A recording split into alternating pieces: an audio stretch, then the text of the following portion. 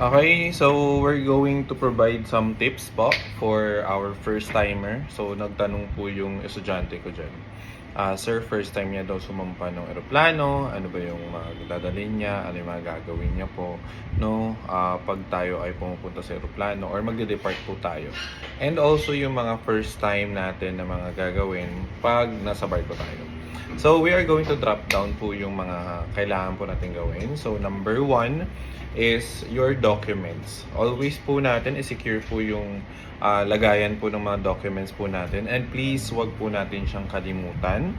Yung documents natin, yung passport, seaman's book, SEED, COP, mga certificates, no? So nakalagay po 'yan sa isang parang ganito, no, na malaking portfolio. So, lahat ng mga documents natin, nakakompile po doon. So, yun po yung pinaka-importante.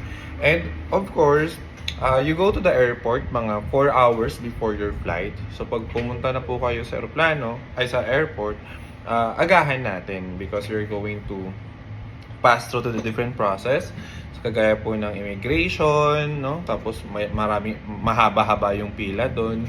So, sa mga kadete dyan na may mga flight ticket na, okay, lagi po tayong early, no, sa eroplano.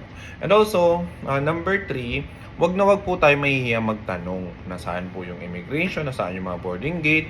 So pag nasa nasa airport kayo, wag kayo mahihiyang magtanong, no? Kasi first time natin, tapos for example, ikaw lang mag-isa, hindi mo alam. So, ikaw lang isa mag-join. So, always ask question. So, ganun din application nun sa barko. Pag kayo pumampa ng barko, always ask question din. And also, number 4, iwasan natin magdala po ng mga prohibited items, kagaya po ng mga kutsilyo, yung matatalim.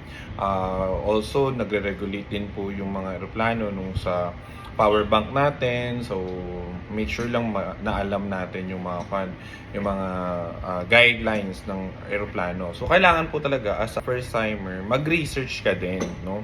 Especially yung pupuntahan mong country, dapat po mag-research ka kung ano yung mga bawal doon. So, actually, yung mga bawal ngayon, last year, tapos 2026.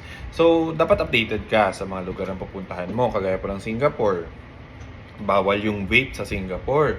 Wag ka magdadala ng vape, no, sa pag yung joining mo is Singapore. So, may mga bawal yun.